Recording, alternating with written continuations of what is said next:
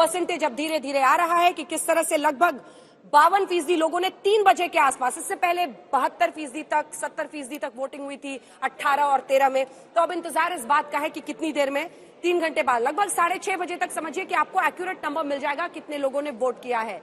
अजय आलोक जी, अपने दम पर आज तक बीजेपी वहां पर पूर्ण बहुमत 113 के जादुई आंकड़े को नहीं छू पाई है। लगभग 38-40 साल में अगर देवराज उसको आप छोड़ दें तो कोई भी सत्ता में वापसी नहीं कर पाया है। फिर भी आप उम्मीद से हैं, क्यों?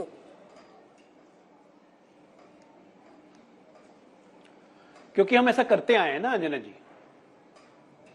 हम ऐसा करते आए, ऐसा इसलिए करते आए क्योंकि जनता का भरोसा, जनता का समर्थन हमेशा भारतीय जनता पार्टी को मिलते आया है। लोग कहते थे उत्तराखंड जब से बना तब से रिपीट नहीं हुई, हमने वहां किया। लोग कहते थे पूर्ण बहुमत की सरकार तो 40 साल से 1984 के बाद आज तक किसी को आई नहीं, 2014 में हम लेके आए। फिर लोग कहते थे नहीं रिपीट नहीं होंगे मोदी जी, इस बार तो गए। 2019 में उससे भी बम्पर जीत हो गई। अभी आप वोटिंग परसेंटेज की बात कर रही थी कर्नाटका में, आपको पता है 2019 में भारतीय जनता पार्टी को कुल पोल का 51% मिला था 2019 में। तो इस बार हम क्यों ना माने कि हम वापस पूर्ण बहुमत के साथ, अब बहुमत से 10-20 सीट एक्स्ट्रा लेके वापस आएंगे। और मैं एक बार बता दूं, देखिए हमारा मुकाबला किससे है?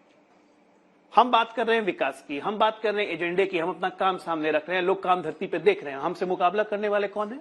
वोट बैंक तुष्टीकरण, वोट बैंक तुष्टीकरण। तो जनता के सामने चॉइसेस बहुत क्लियर है, अटकाना, लटकाना, भटकाना। ये तीन चीज कांग्रेस के ऊपर ऐसा चिपका हुआ है कि बेचारे चाह के भी निकाल नहीं पाते हैं। अभी आपको बोलने लगे कि जीत का हार का, अभी से जीत हार इनको दिखने लगी तो हमारे नड्डा साहब को बोलने लगे, खड़गे जी को दिखा ही नहीं, क्योंकि राहुल गांधी इंपॉर्टेंट है ही नहीं इनके लिए, प्रियंका गांधी इंपॉर्टेंट है ही नहीं, जो इसी चुनाव में अपने को नेता बनाने के लिए कही कि मुझे दादी की तरफ से प्रेरणा मिल रही है, मुझे बहुत लगता है बड़ी जिम्मेदारी मिल रही है। लगता है इन लोगों ने मान लिया राहुल गांधी की 5 साल के लिए चुनाव लड़ने के लिए योग्य नहीं रहेंगे। तो ये देखिए, नकारात्मकता भाषण में दिखती है। मैंने आपको पहले भी कहा था, हमारे नेताओं के भाषण में आपने कर्नाटका में चीज देखा, प्रधानमंत्री लगातार हिंदी में बोलते रहे, जनता उनको सुनती रही, क्योंकि कनेक्ट है। जो नहीं समझा वो दूसरे से समझ रहा है कि प्रधानमंत्री क्या बोल रहे हैं। ट्रांसलेट कभी नहीं करवाया, क्योंकि वो अभी तक बजरंग बली का जिक्र नहीं किया अजय आलोक जी आपने। ठीक है, रैली और रोड शो बहुत करते हैं, क्या लगाएंगे बेड़ा पार, ये सवाल बना हुआ है। लौट रही हूँ बाकी भी मेहमानों के पास जल्दी जल्दी आते हुए, चूंकि वोट प्रतिशत को लेकर आखिरी दौर की वोटिंग हो रही है, सबसे पहले उसी की चर्चा कर लेते हैं। यहाँ पर पिछले 5 अगर चुनावों के मैं आंकड़े गिनाऊं, 2018 में 72% वोटिंग हुई थी, 2013 में 70%, 2008 में 64% वोटिंग हुई थी, जब सबसे ज्यादा बीजेपी ने 110 सीटें इसी कर्नाटका में हासिल की थी। हालांकि बहुमत से 3 सीटें बीजेपी पीछे रह गई थी, लेकिन वो अब तक का उसका सर्वश्रेष्ठ प्रदर्शन रहा है। 2004 में 68% ही वहां पर वोटिंग हुई थी और 1999 में 67% वोटिंग हुई थी। टी.आर. रामचंद्रन जी, सीधे आपके पास आते हुए, अभी तक 52% 3 बजे तक का, आगे उम्मीद है कि कम से कम 70% के आसपास वो रहेगा, लेकिन क्या महसूस कर पा रहे हैं आप वहां पर? और सबसे बड़ा मुद्दा आज का कौन सा रहा दिन भर, जिसको आप सुनते रहे, जिसको जेहन में रखकर कर्नाटक की जनता ने वोट डाला है? देखिए, मैं 2-3 चीजें कहना चाहूंगा। सबसे पहली बात तो है कि मैंने काफी दोस्तों और पत्रकारों से बेंगलुरु में बात की और उनकी एंथुजियाज्म वो नहीं थी जो नॉर्मली देखा जाता है कि एक एक्साइटिंग फाइट हो रहा है यहाँ।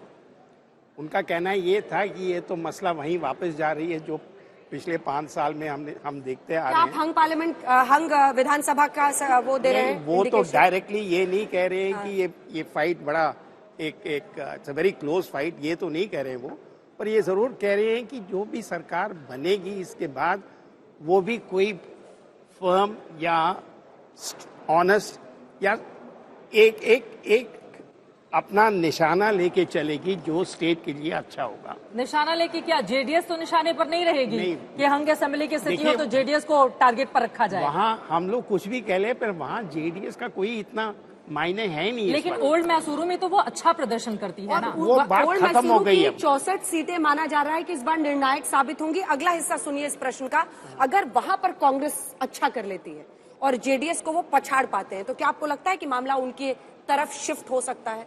बहुत ही मुश्किल है इस माहौल में। ठीक है, अगला सवाल, क्या क्या मुद्दे चले सर?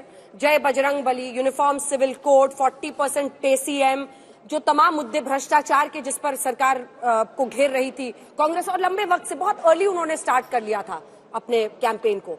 क्या मुद्दा आपको लगता है सबसे हावी रहा अंत में, अगर आप ग्राउंड से बताएं कि कौन से मुद्दे पर क्या ध्रुवीकरण हो पाया? जय Bajrang Bali, uniform civil code, 4% मुस्लिम रिजर्वेशन खत्म करेंगे, इन मुद्दों पर ध्रुवीकरण हो पाया या फिर 40% पे सीएम और भ्रष्टाचार का आरोप स्टिक किया लोगों को? सर, आप ही से प्रश्न। देखिए, भ्रष्टाचार का मुद्दा तो वहाँ काफी सालों से चला आ रहा है। अगर मैं कहूँ कि इस बार ये एक स्पेशल मुद्दा उभर के आया तो ये बात सच नहीं है। भ्रष्टाचार को लेके आम जनता में बहुत वहाँ पर डिस्कशंस हुई हैं और वो उनको जरूर ये लगता है कि जो सरकार वापस आएगी सत्ता में तो उसको जरा केयरफुली चलना पड़ेगा। आलोक जी, पिछले 2014 के बाद जितने भी विधानसभा या लोकसभा के चुनाव हुए, भ्रष्टाचार एक बहुत बड़ा मुद्दा रहा। कर्नाटक में भी आप लोग 40% कमीशन सरकार का आरोप लगाते रहे, लेकिन भ्रष्टाचार के आरोपों के बावजूद बीजेपी की बढ़त राज्यों में ज्यादा रही। और यहाँ पर एक चीज को और मैं जिक्र करना चाहूंगी, बजरंग बली, चूंकि पूरा का पूरा आज भी हमने देखा किस तरह से पूजा पाठ करते हुए आपके भी नेता बजरंग बली के दर्शन करते हुए नजर आए, जयकारे भी लगाए जा रहे थे। पीएम मोदी ने अपनी 19 सभाओं में से 12 सभाओं में बजरंग बली का जिक्र किया, तो बजरंग बली नुकसान तो नहीं कर देंगे आप लोगों का? दोनों सवालों का जवाब चाहूंगी। देखिए, मुझे लगता है कि जिस तरह से बजरंग दल को बजरंग बली के बराबर रखा गया और बीजेपी ने पूरा प्रयास किया, तो बजरंग बली के भक्त जरूर बीजेपी से नाराज हुए हैं कि एक हुड़दंगी संगठन से हमारे इष्ट बजरंग बली की तुलना कैसी की गई। लेकिन जहां तक आपने भ्रष्टाचार की बात की है, 2014 से लेकर 2019 तक गुजरात को छोड़कर बीजेपी एक भी राज्य में रिपीट नहीं हुई थी। केवल गुजरात में बॉर्डर पे रिपीट हुई थी, बाकी सारे चुनाव हारे थे। और भ्रष्टाचार में तो मोदी जी का, सतपाल मलिक जी ने कहा ही है।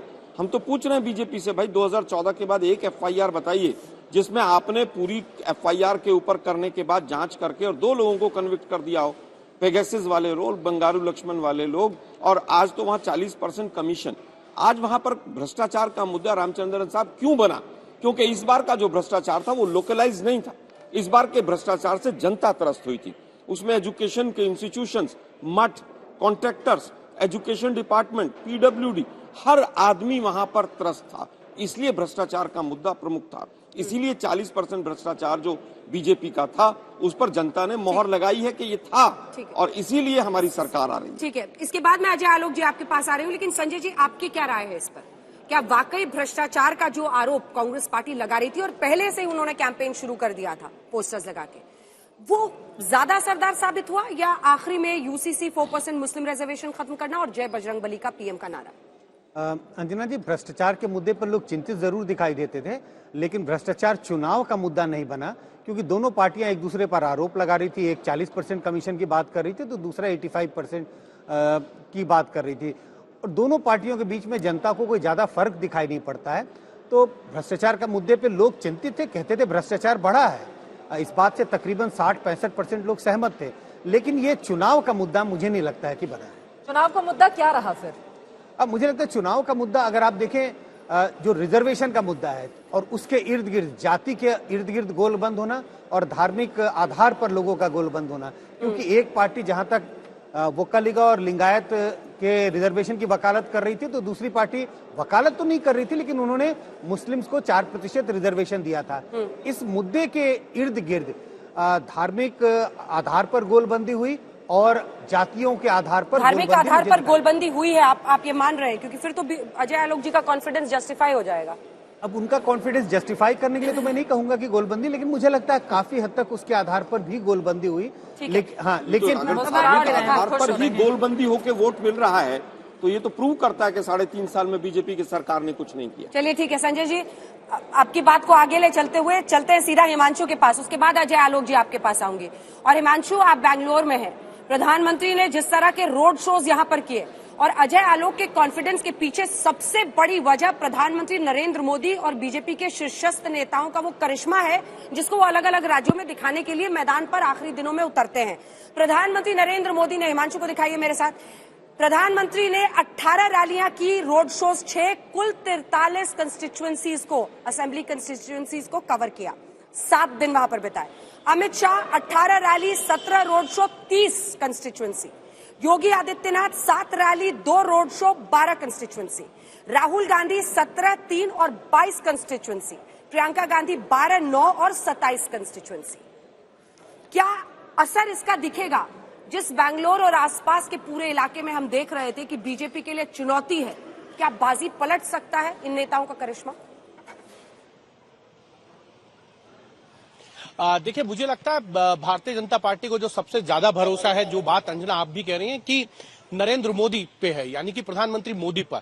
लेकिन दूसरी तरफ अगर आप देखेंगे तो आज भारतीय जनता पार्टी का जो कर्नाटक का सबसे बड़ा चेहरा है येदियुरप्पा, वो उनके नेतृत्व में नहीं गए हैं। और आज तक अगर कर्नाटक में भारतीय जनता पार्टी को सफलता मिली है तो वो येदियुरप्पा के नेतृत्व में मिली है। 2013 में येदियुरप्पा पार्टी छोड़कर चले गए थे और 9% से ज्यादा वोट उन्होंने लिया था। भारतीय जनता पार्टी जो है 110 सीटों से घटकर जो है सीधा 40 पर आ गई थी।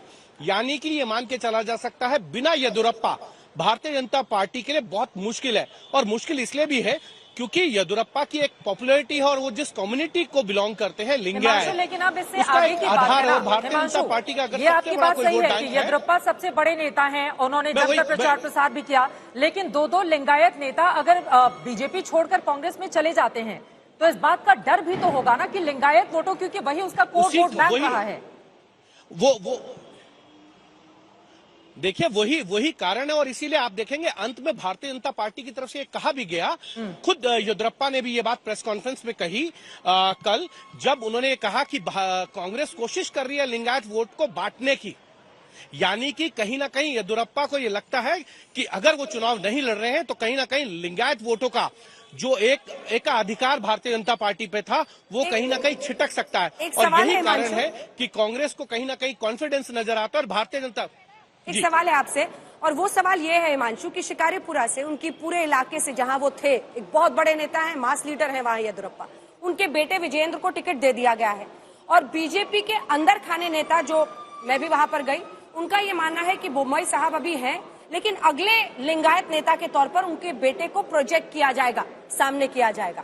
क्या ये कहीं डाउन द लाइन काम करेगा जो इनकी नीति है?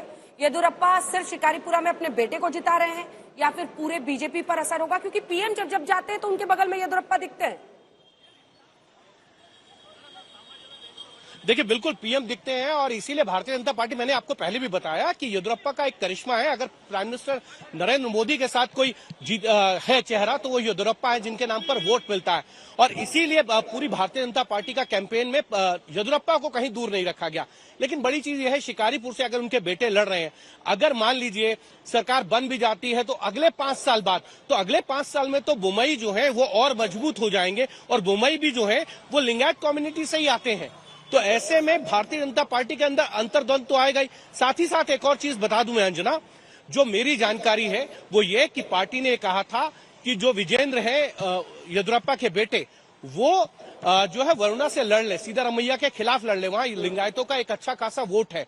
लेकिन येदियुरप्पा ने मना कर दिया। उन्होंने कहा नहीं, अगर वो विजेंद्र लड़ेंगे तो वो शिकारपुरी से लड़ेंगे। आप देखिए कि वो नहीं चाहते हैं कि किसी तरीके से जो है उनके बेटे को कहीं गलती से भी हार का सामना करना पड़ जाए। यही कारण है, येदियुरप्पा अपने बेटे का एस्टैब्लिशमेंट तो चाहते हैं, लेकिन बोम्मई भी जो है वो लिंगायत कम्युनिटी से आते हैं